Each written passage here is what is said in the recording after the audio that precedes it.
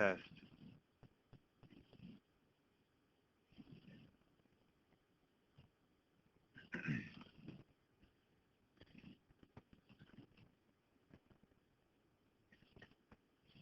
All right, guys, just a few things to tidy up. Don't forget, we're having the quiz for chapters 5 and 6. Chapters 5 and 6 will be 1 week from today, so next Tuesday. It'll cover all of chapter 5. It'll probably cover all of chapter 6 as well. And we'll have a review coming up soon, just sort of recapping some of those topics. We have the progress report for your project, which is due in a couple of weeks on the 28th, excuse me. And I told y'all we'd be missing class, right? That's on the 26th of March. We'll be missing class completely, and I'll have an online assignment. There's a food drive that we're doing right now. Nichols every year does a food drive to donate food items and other items to the food bank. And I usually have my classes participate in this. You can get credit in the class if you like. The whole class has to contribute. And I'll grant you 20 points on a quiz up to, for food items that we bring in. But the entire class has to bring in, say, 200 food items. That means on average, I know it doesn't seem like there are many people here now, but there are about 60 people in this class. So on average, people need to bring about 3 to 4 items each. So for every 50 items that you bring in, I'll give you 5 points. All right, up to 200 items, and then I'll give you 20 points. Is that clear what I mean by that? So those are 20 points. They can be applied to a quiz or whatever. Overall, it adds about 2.5 percentage points to your overall grade. So it's not insubstantial. That's a pretty significant number of points. Is that clear what I mean? The whole class, right. So the whole class will bring in 200 items, and that can include canned items. It can include, actually what they're really in need of are non-food items, things like, you know, napkins and toilet paper and like female things and soap and stuff like that. Okay? Is that clear? You don't have to participate, but if you do, then we appreciate it. There are a lot of hungry people and a lot of people in need in Thibodaux and Lafourche Parish, and so it's a nice way for us to remember that we have a lot to give to those that don't have a lot. All right? Any questions about that? How y'all adjusting to the time change? Horribly? Yeah. See, my family and I, like, we run by the clock. So if you change the clock, it's like all of a sudden at lunchtime, if the clock says it's lunchtime, then we're hungry. If the clock says it's bedtime, then we're sleepy. So it doesn't really impact us much at all. We just look at the clock. You want to see our weekend pictures? Yeah, I see. That's the right answer. We went to Mississippi this weekend. My parents live there. And we just sort of did a quick trip.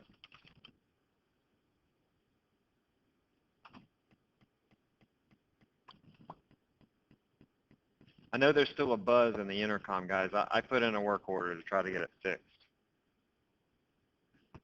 Let's see, we would spend a lot of time fishing, but then my parents have this little pond out in front of their house. My grandfather dug it for hogs or whatever. It's like 3 feet deep all the way across, but there's some brim in it. So we were catching fish, and our dog, who's not really a country dog, like he wanted to get into the fish, and then there was a cat around, and like all these thieves trying to get that fish right there. Boy had. Jasper? Yeah. My little girl was fishing too. She caught quite a few fish as well. Is this interesting to you at all? Yeah.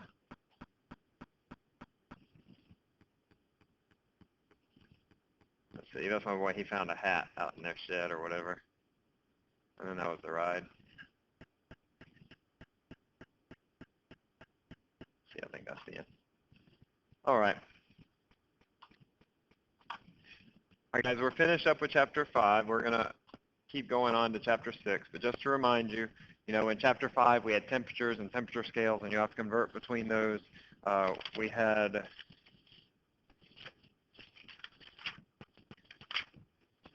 thermal expansion, how that applies to, like, say, the mercury thermometer, how it applies to buildings and what have you, that when things get hot, they get bigger. We talked about density and the applications of that, and we'll get more into density this time because we'll look at Archimedes' principle and buoyancy and how that's used in a variety of ways, like, for example, to measure your body density.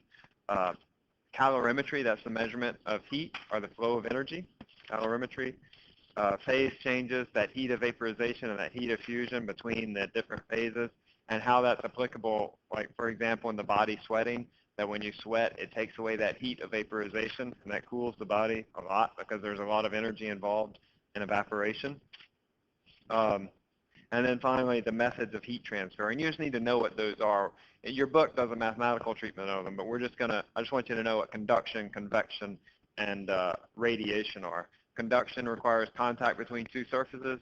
Convection requires the movement of a substance, like air, for example, or a liquid. And radiation is by light or by electromagnetic radiation. Thermal radiation, visible radiation, radio waves, whatever, just by electromagnetic radiation. So you should just be able to identify those and when they're applicable. Then we're going to move into fluids and pressure, and some of this will carry back to what we did in the previous chapter. A fluid, and I'll have the homework up for this hopefully this afternoon, if not this afternoon, tomorrow. But of course you can go ahead and begin, but I'll have the solutions on it up soon. Fluids and pressure.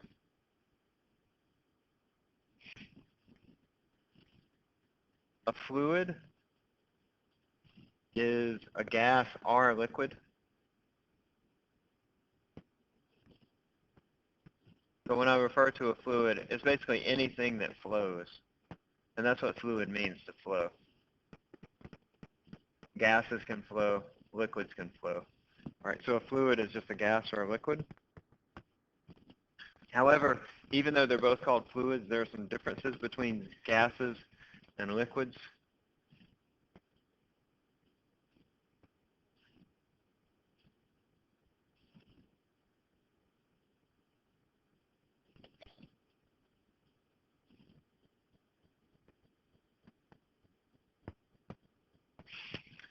If you've done your homework, what's one difference between a gas and a liquid? What can you do to a gas that you can't do to a liquid? Have y'all looked at your homework? What? Right, you can compress it, right? You can compress a gas, but you can't compress a liquid. There's a question there about what's the difference between the makeup of a gas and a liquid as to makes a gas compressible but a liquid not compressible. We'll talk about Pascal's principle, which is the concept used in hydraulic lifts, for example, and that's very much dependent upon the fact that liquids are non-compressible. That is, if you apply a force to them, they don't get smaller. Whereas if you put a gas in a container and you compress the chamber and make it smaller, or you apply a force to the chamber, that will compress the gas. So gases are compressible, liquids are not, generally not. So gases are compressible.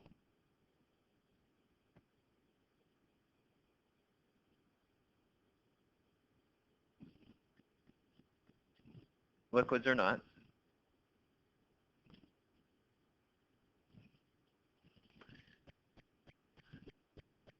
Gases are less dense. That sort of follows. They're less dense than liquids.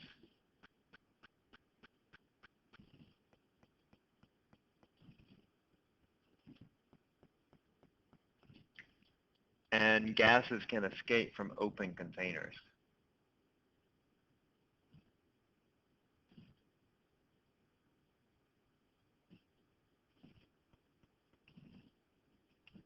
If I have a container with gas in it here, these are my gas particles, they're going to escape out of this container, whereas if I have a container with a liquid in it, it will stay put in the container. And that's because of the bonds between the molecules, that they're more rigidly stuck together, to use a technical term, and so they don't escape out of that container because they're stuck together and gravity holds them down.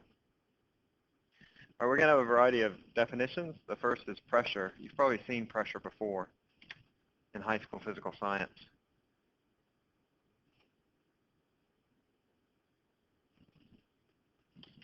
Pressure is a measure of what? Just sort of from your experience. Where's a place that you find pressure? Where? Like where you measure pressure. In a tire, right. So you measure it in a tire. And what are the units for pressure when you measure it in a tire? Not pounds. We have PSI. And what does PSI mean? Pounds per square inch. Okay. So pounds is a measure of what? Weight, or in more particular, or more general rather, pounds is a measure of, rhymes with horse, force, right? Rhymes with horse is force. Uh, and square inches is a measure of area. Thank you. So pressure then is just force per unit area. We'll use newtons per square meter, but often you see it in PSI, pounds per square inch. Pressure is a force per unit area.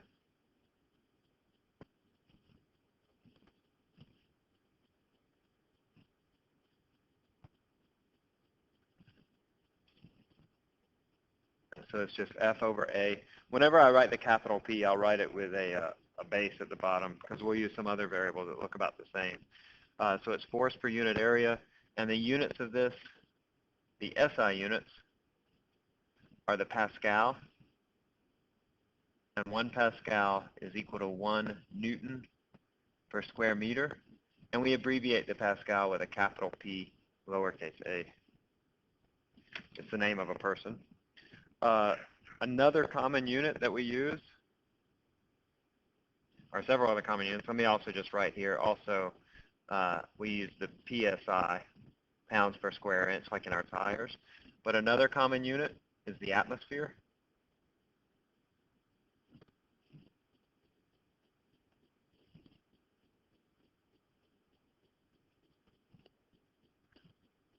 And an atmosphere is the pressure at sea level, the pressure of the atmosphere at sea level, and it's equal to 1 times 10 to the 5th pascals. This is the atmospheric pressure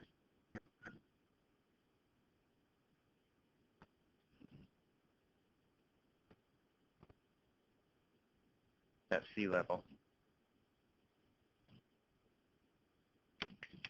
Does the pressure go up or down as you go up in elevation? The atmospheric pressure go up or down as you go up in elevation? You climb a mountain, what happens to the atmospheric pressure? Up or down?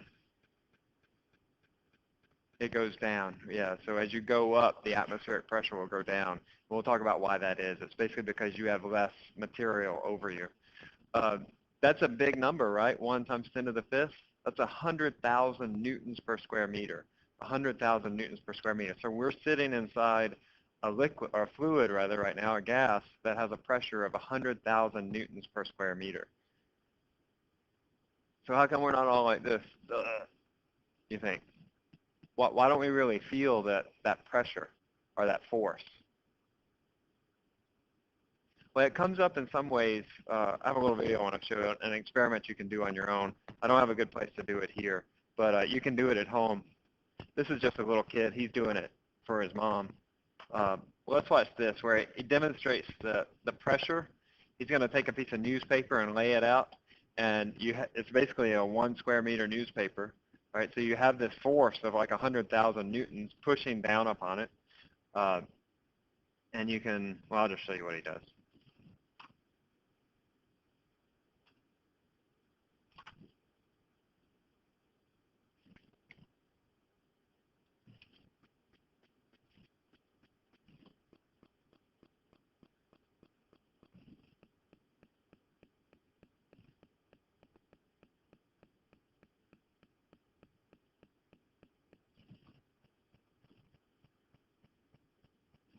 Exerts on a record.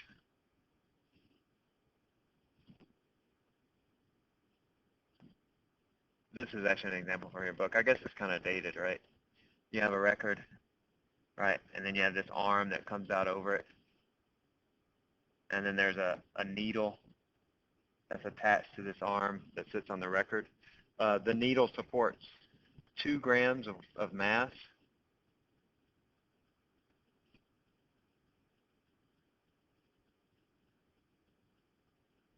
2 grams of mass on a circular area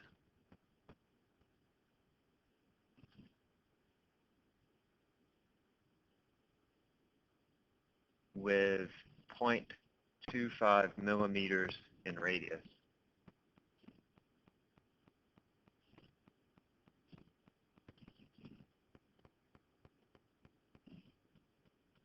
All right, so I want to find my pressure, and my pressure is force over area. Now neither of those, neither the force nor the area are given. So there are a few things that we'll need to do here.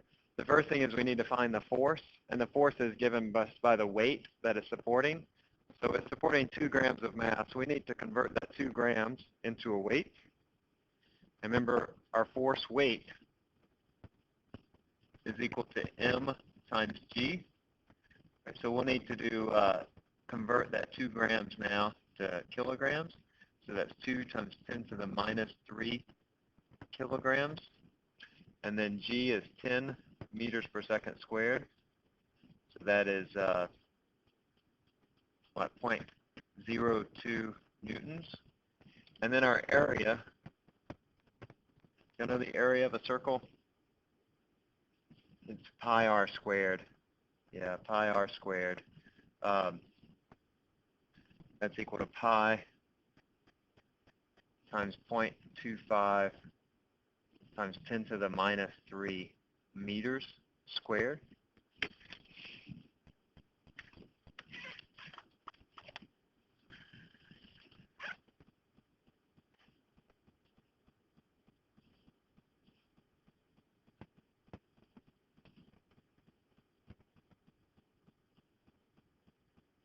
And I get 1 point, what did I say, 2 times 10 to the minus 7.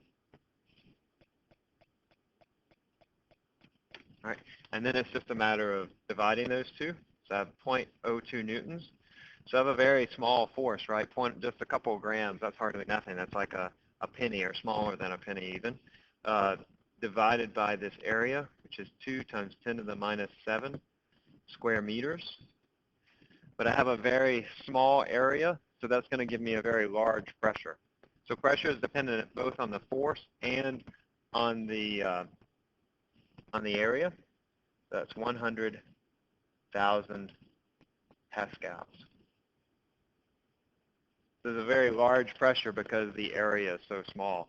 So it's important to remember that when we're considering pressure, that it includes not only the force, but also the area upon which the force is imparted onto the surface. All right.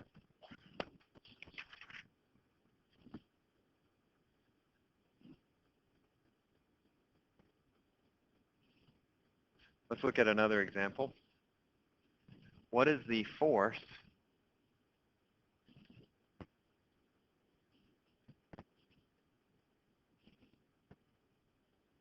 exerted on the wall of a home?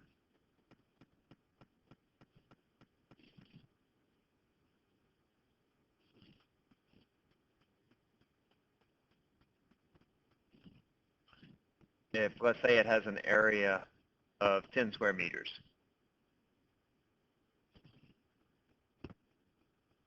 All right, so roughly a 3 by 3 meter wall or a 9 by 9, 10 foot by 10 foot wall. What is the force exerted on that wall if it has an area of 10 square meters? So first we want to know, well, we know that pressure is equal to force times area. So I multiply both sides by area in order to get force, and I get force is equal to the pressure times the area. I'm given the area, but what is the pressure on our wall? What is the pressure being exerted on our wall at sea level? It's what? Huh? It's at sea level, yeah. So what is the pressure? 1 times 10 to the 5th? So it's yeah, okay, yeah. So it's 1 times 10 to the 5th. That's just 1 atmosphere, which is 1 times 10 to the 5th Pascals, times the area. So that's going to be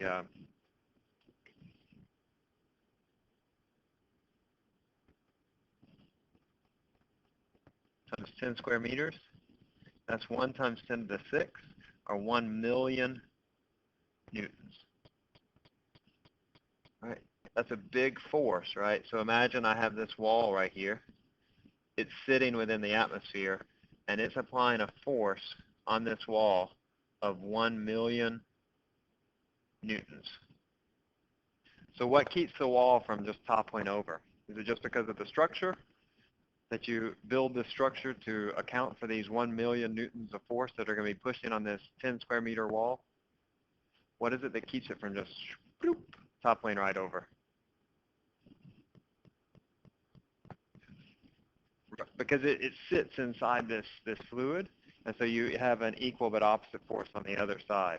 Because you also have the atmosphere over here, and it's going to be pushing back with a similar 1 million newtons. If somehow you're able to create a vacuum on the other side, then that would cause it to crush in, kind of like in a submarine. But that's not the case.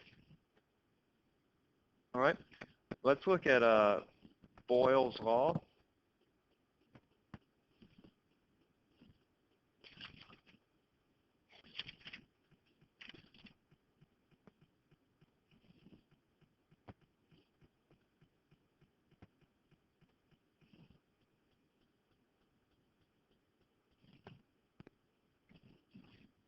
Boyle's law, if you've taken chemistry in high school, you've studied the ideal gas law, and Boyle's law is sort of like a small part of that. Boyle said that the pressure of a gas is proportional to 1 over the volume. So if you make the volume bigger, say I have a container of gas, and I make the volume bigger, that's going to cause the pressure to decrease. That sort of makes sense, right? If I have a container of gas, and then I expand the container of gas, then the pressure of the gas inside the container will decrease. Or vice versa, if I make the container of gas smaller, what's going to happen to the pressure? It'll increase, right? So this is called an inverse proportionality. If V increases, then P goes down. If V decreases, then P goes up. All right, the pressure is inversely proportional to the volume.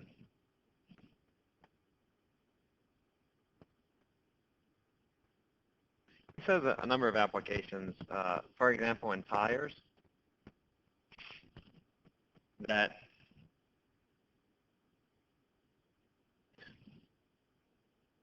if you put a large volume of air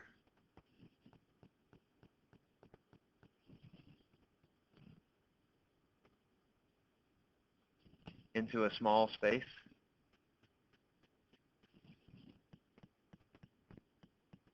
the pressure will increase. The pressure will go up. So like you go to the shop and they have this big air compressor tank, and you take some air out of that tank, which is in this huge tank, and then you shove it all into your tire. That's going to increase the pressure of the gas inside the tire. I have a little audio clip that discusses this. This is from that Car Talk show again. Do y'all like that, the Car Talk? The right answer is yes. Yes, okay, good. I like it. And they talk about Boyle's law and how it applies to your tires here. It's just a few minutes. All right, so if you remember, and you're not required for this for this course, but if you recall from high school, you probably saw the ideal gas law. That is that PV equals nRT. Y'all remember this at all from high school? Yeah, so that's what he was talking about, that the pressure is dependent upon the amount of the gas, the temperature of the gas, divided by the volume. But in particular, we're looking at Boyle's law, that if you increase the volume, then you decrease the pressure and vice versa. All right. Let's look also at Pascal's principle. Pascal's principle is commonly used in hydraulic systems, and it's based on the idea that liquids are incompressible. If that wasn't true, then these hydraulic systems wouldn't occur. They're incompressible. And basically what Pascal said, that if you have a container, because these liquids are incompressible, you have a container with a lid on it, and it's filled with a fluid, not a fluid, but a liquid, something that's incompressible, and you apply a force right here, then you get a certain amount of pressure inside that container because you're applying a force over a given area, so that my pressure is equal to force over area. And what he said is that that pressure is exerted on all sides of the container. That pressure is exerted all throughout the liquid because it's incompressible. All right. If it wasn't incompressible, then your pressure would change. You would have different pressures throughout the material based on how the gas, if it were a gas, were compressing. But in this case, the liquid doesn't change, it doesn't compress, and so that pressure is felt all the way throughout. So, for example, a great application for this, and you have a homework problem like this, is a hydraulic system.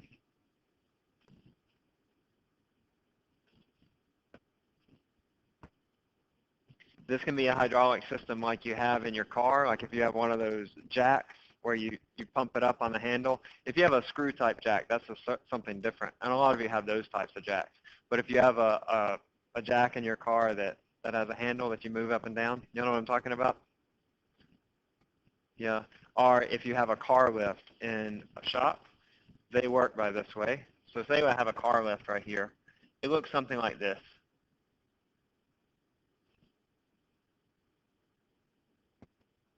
I have my car over here. And then I have a piston over here that pushes down. And so I put a certain force in right here, and that creates a certain force out right here. Now, the car might weigh 1,000 kilograms, so I might have a weight over here equal to, say, 10,000 newtons. That would be about 1,000 kilograms. I think that's a lightish car, maybe a smallish car. So I want to know then, what is my force required over here in order to lift that car? Now, what I want to consider is the amount of area. So notice here that I have a certain area here. I'm going to call that AN. And then over here, I have another area, which I'll call A out. What can you tell me about the differences in AN and A out? How is the area on the input piston, how is that different from the area of the output piston? It's a lot smaller, right? So that input piston is going to be very small, whereas the output piston can be quite big. So how does that affect the pressure? Remember, pressure is force over area. So if I have a really small area, then I don't need a very big force in order to give me a big pressure, right? Small a means I can have a big area. It's like that. It means I can have a big pressure. It's like that phonograph needle, which had a very small area, and yet we had a very large pressure. So Pascal's principle says that the pressure over here is equal to the pressure over here. That because that liquid inside that piston is incompressible, that any pressure that I put on the input side is going to be carried over to the output side. So Pascal's principle says that Pn equals to P out. And since pressure is just force over area, that's Fn over An is equal to F out over A out. Then I can solve for any one of those things. So say, for example, in this case, I wanted to solve for the input force. I would need to know the areas. So let's say that this is 0.1 square meters, so about 10 by 10 centimeters. And then the output area is 1 square meter. So I have a much larger piston on the part that lifts the car up. So it would look like this. I would want to solve for Fn. I would just multiply both sides by An. And that cancels there and there and gives me an expression for Fn. So my F out is the weight of the car. That's 10,000 newtons divided by A out. That's 1 square meter times the input area, which is 0.1 square meters. So that means that I can lift this 10,000 newton car with only 1,000 newtons. I can lift this 10,000 newton car with only 1,000 newtons. Now, if you remember back to a couple of chapters ago, that should sort of rub you the wrong way. Why would that rub you the wrong way? is it seems like I'm getting something for nothing, right? I'm putting in this small force and I'm getting out a big force. So it seems like it should violate this idea that we conserve energy because I'm doing a certain amount of work on one side and getting out seemingly a larger amount of work on the other side. How can we explain that? I'm putting in a really small force and getting out a really big force. How is it that the work that I do on the left-hand side of this is equal to the work that I do on the right-hand side?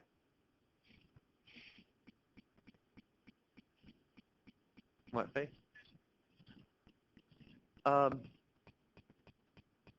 That's true. She said that there's work done by the liquid, but it doesn't really answer the problem. Imagine, you have a flat on your car, right? And what do? You get down and you have this jack and you want to lift up the car. What do you have to do? You have to go up and down, right? Just to get this jack to just sort of inch up. So you remember what was work? When we found work, it was force times something.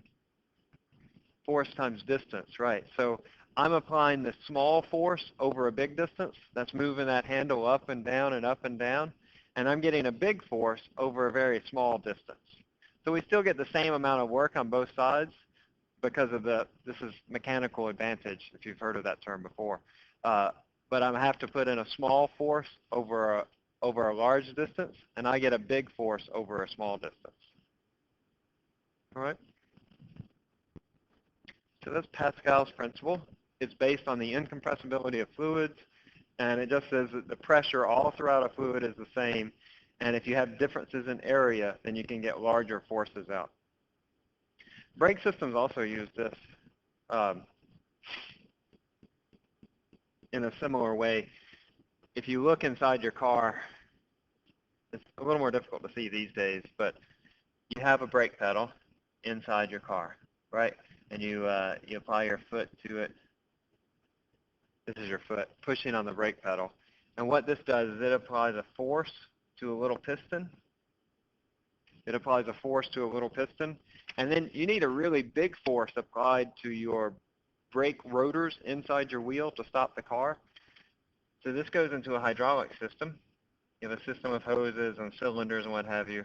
And this eventually goes into a bigger piston, and you get this force coming out here that applies a force to your wheel that actually makes it to stop. So brake systems use a very similar thing where you apply a force on a small area cylinder and you get a force out on a bigger area cylinder, giving you a bigger force, allowing you to put in a small force and get out a really big force, just like with the car lift. Is that clear what Pascal's principle is and how it works?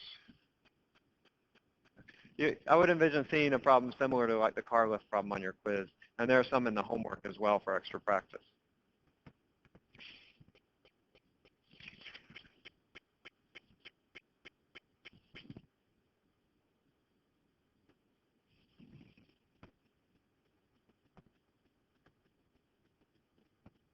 All right. We can also calculate the pressure due to the weight of a fluid.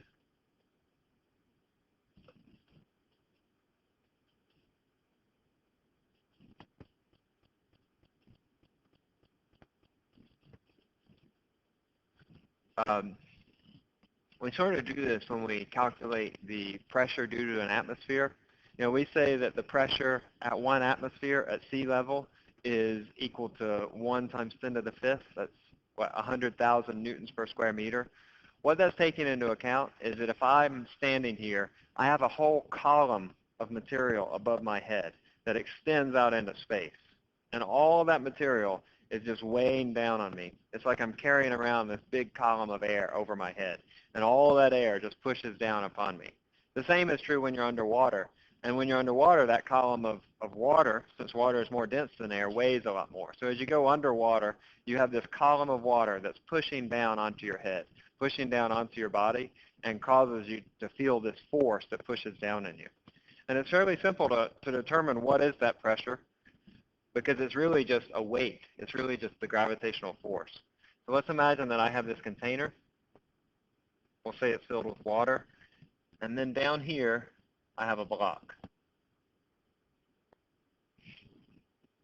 I want to know, and this block sits at a depth I'll call it H.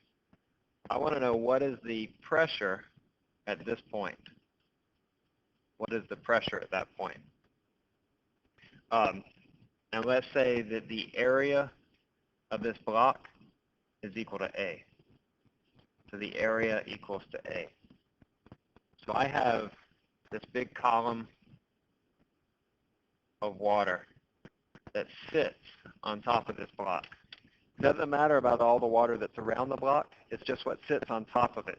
And if you could take a scale and put it underneath that column of water, then you can measure the weight of that column of water, and that weight is what's pushing down onto our object that sits underwater. So pressure is equal to the force over the area, and the force is equal to the weight of that water. So this is going to equal the weight of the water, or whatever the fluid happens to be. It can be either a gas or a liquid, but in this case it's water. The weight of the water divided by the area. That's the area of that block. Now, I know from my definition of density that density is equal to mass over volume. So I can solve for mass is equal to density times volume. And so this is going to be the density of the liquid times the volume of the liquid times G divided by the area. All right. What I've done here is I've just taken the weight of the water, which is the mass times gravity, and I've replaced that mass with a rho times V. So my density times my volume gives me my total mass times the acceleration due to gravity divided by the area gives me my total pressure. And then I can substitute something for my volume, and I'll get to my final expression. It's rho, and then my volume is equal to the area times the height times G. If I have this column, it has a certain area. The volume is just that area times the height of it. So this gives me my final expression for pressure, and that is just that pressure is equal to rho times G times H. So for example, I can determine the amount of pressure at sea level. I could take the density of air, the average density of air, and then the height of that column of air, which would extend well above the surface of the Earth, and that's how I get determine the pressure at 1 atmosphere, or at 2 atmospheres, or at 3 atmospheres, or as I go up and above sea level.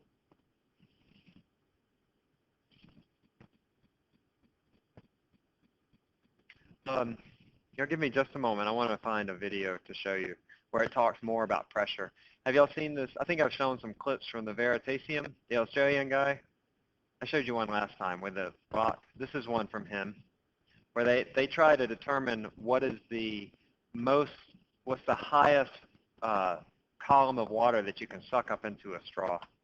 But I'm sorry, I didn't bring it, so let me just find it right quick. Just give me a moment.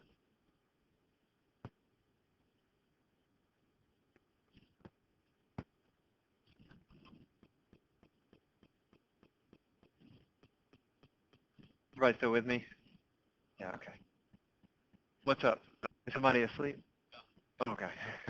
That's all right. And we'll talk about manometers probably maybe today, maybe next time, about how manometers work. He talked about that. That would make a nice experiment, I think, or a nice competition like for, I don't know, Welcome Back Day, where you have a bunch of straws and like a big thing and people can see how high they can pull the water up.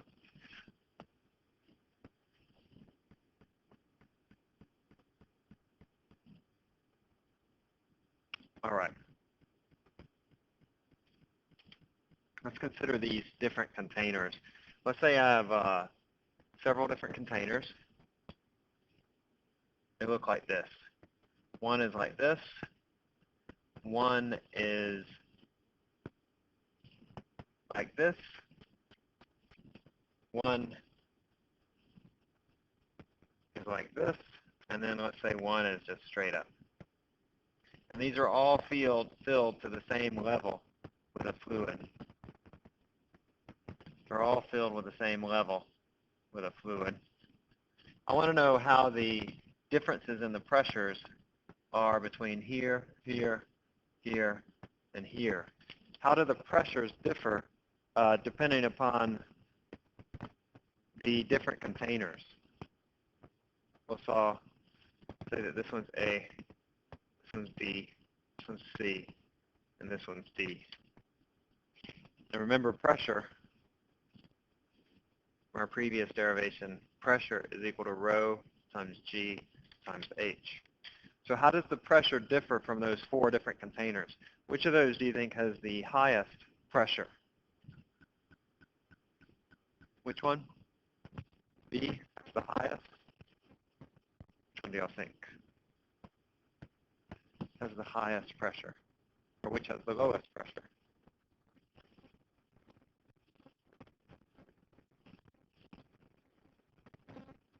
Okay. B has the highest, A has the lowest. I think. Kelsey, what do you think? Or Lindsay, I'm sorry. Lindsay, what do you think? B has the lowest. B has the lowest because it has less water in it, right? Yeah. But what is pressure dependent upon?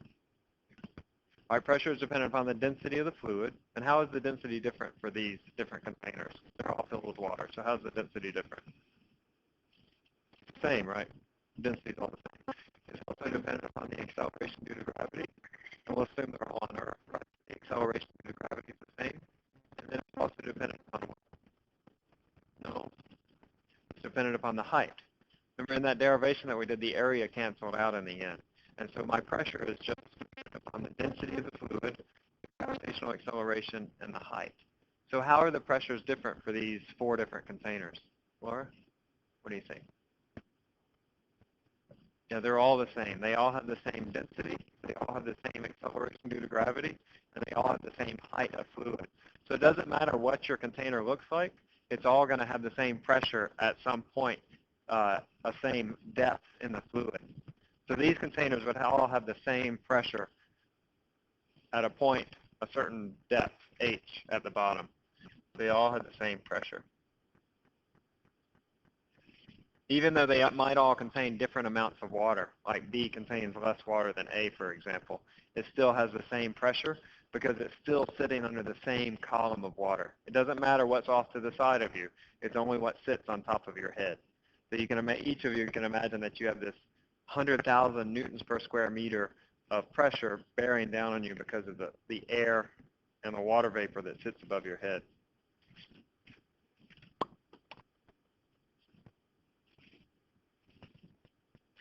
That comes into play, like for example, with IV fluids.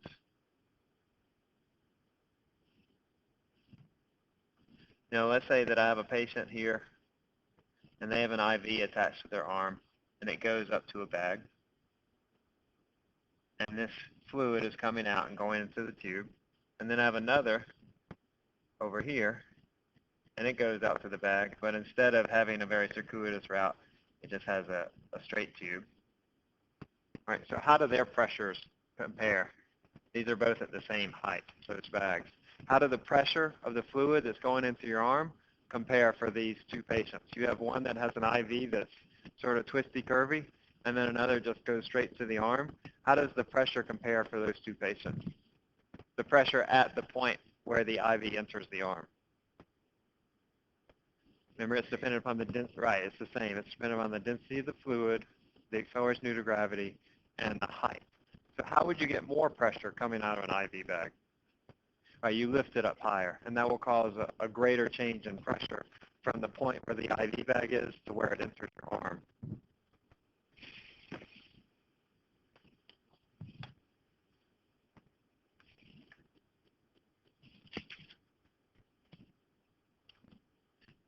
On the video, he mentioned a manometer. This is what we use to measure blood pressure, a manometer. A manometer looks like this. You have a tube, and it's filled with a certain amount of fluid, usually mercury. It can be other fluids as well, but usually it's filled with mercury. We can use these to measure atmospheric pressure. So I have a certain pressure coming here. That's the pressure due to the atmosphere. And then I have a pressure coming here. And this is going to be my unknown pressure. Now, if I'm truly using this to measure atmospheric pressure, then the two levels of the fluid are going to be the same. Y'all follow what I'm saying? That if I have a certain pressure coming in here and a certain pressure pushing down, those two levels of the fluid are going to be the same. Now, if my unknown pressure is, say, bigger than atmospheric pressure, what's going to happen to the level of the fluid on the right? If the unknown pressure is bigger than atmospheric pressure, what's going to happen to the level of the fluid on the right?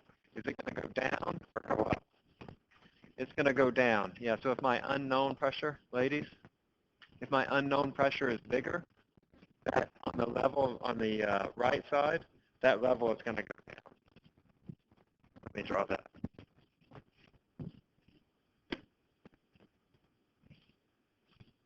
All right, so if I have unknown pressure is bigger than the atmosphere,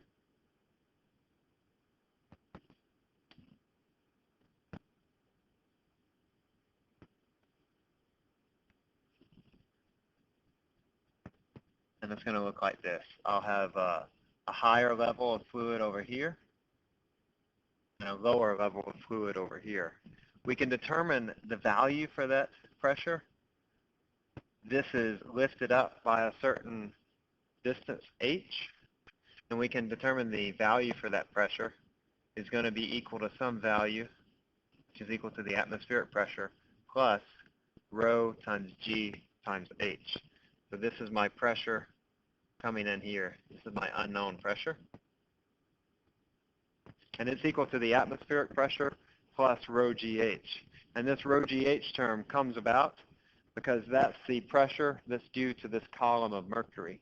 Right? It has a certain pressure based on its density and the height and the acceleration due to gravity, and it adds that. Now the atmospheric pressure comes about because I have that extra pressure which is pushing down from here, and that's my atmospheric pressure.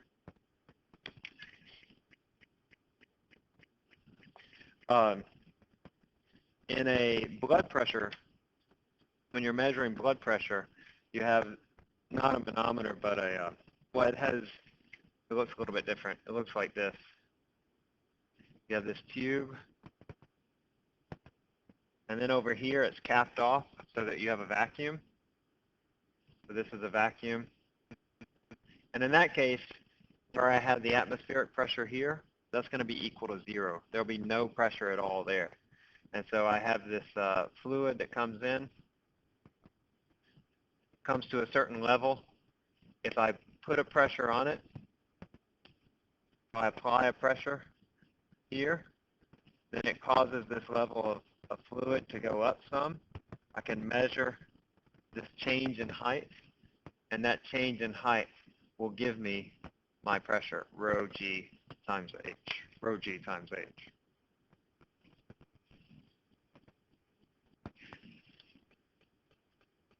Does somebody have their book? I see. I forgot to bring mine today. Joel, you have yours? I see it. Thank you.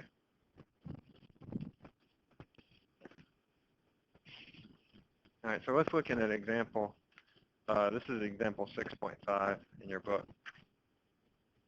I'll give this back to you in just a moment, Joel, if you want it.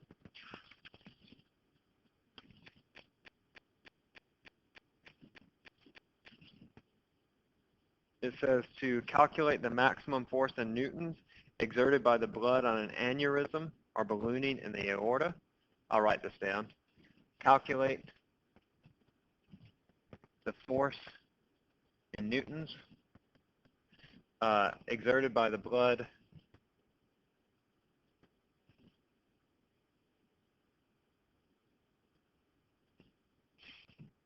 on an aneurysm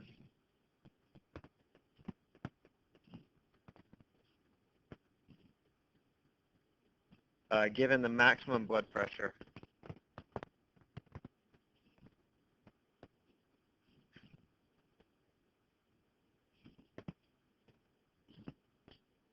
is 140 millimeters of mercury.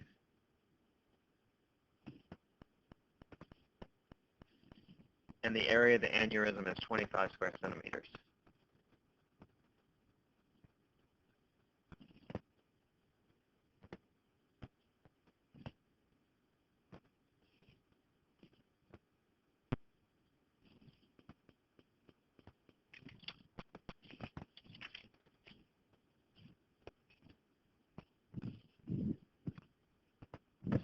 Thank you, Joel. All right, so I have this, this ballooning in the aorta, and there's a certain amount of blood pressure. I want to determine what is the force that's pushing on that area, and I know that the area is 25 square centimeters, and I'm given the blood pressure, but it's in typical units in millimeters of mercury. So I need to convert that millimeters of mercury, which that's my measurement for H when I'm calculating blood pressure, or when I'm determining blood pressure. So I can first calculate the pressure.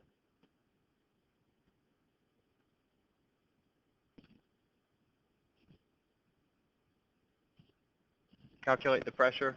The pressure is equal to rho times G times H. Rho times G times H.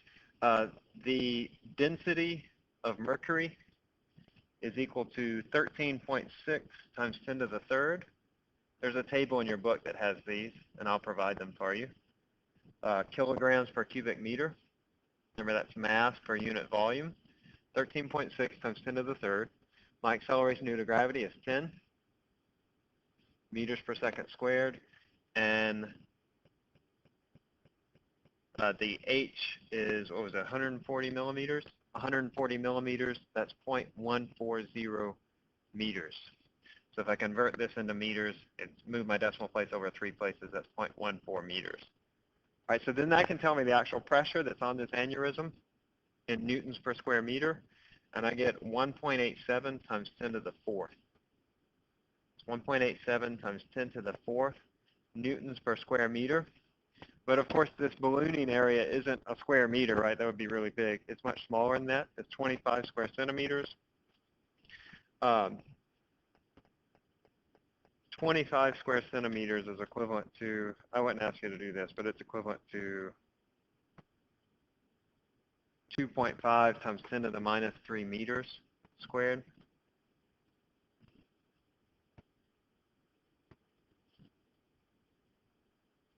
So that's my area. And if I want to find the force, or pressure is equal to force over area. So force then is equal to the pressure times the area. So that's 1.87 times 10 to the fourth newtons per square meter times my area, which is 2.5 times 10 to the minus 3 meters squared. And that gives me 47 newtons. So a couple things we did here. I know the pressure is given in millimeters of mercury as it's typically measured. That's the height of the column that you measure with the manometer. When you measure the blood pressure, the little column of mercury goes up, and that's how high it goes up, 140 millimeters, or about 14 centimeters. I can calculate the actual pressure, convert this into newtons per square meter. I have to know what is the density of mercury. That, I think I've already put that on your table, on your equation sheet, the updated one online. You'll have these values. That's the density of mercury, the acceleration due to gravity, and then this is the height of the column, converted into meters, move the decimal place over 3 places. And then this is the actual pressure at that point where I have this aneurysm, 1.87 times 10 to the fourth. But then we actually want to know what is the force. So we just consider the area of the aneurysm. It's given in square centimeters. We didn't do this type of conversion in the first chapter where we convert between squared units to other squared units. So I would just give you this in square meters. And just multiplying the pressure times the area gives me the actual force. All right, and that's 47 newtons. I think we'll wrap up there. But just remember that we'll wrap up there. Next time we'll do Archimedes' principle and talk about how we can measure the density of a body, do fat measurements actually, using these tank methods. And food items, if you have food items, just bring them to me. and then I'll tally them up for the class. Remember, for every 50, how many points will I grant you as a whole class? 5 points. So that means like if we get 200 items in, then every student in the class, whether you brought anything or not, will get 20 points added to your grade. Is that clear? Not onto your final grade, no. Onto the final raw points. So 20 points would be like added to your to a quiz grade or something. It accounts for about 2.5 percentage points. So it's not an insubstantial amount. I know 2.5 doesn't sound like a lot, but 2.5 is a lot when you're talking about a final score. All right. That's really the only place for extra credit in this class, except for if you do an excellent job on your project, then I might grant you extra credit. All right. Y'all have a great day. See you Thursday. Thanks for hanging in there. See you today. Bye, Finn.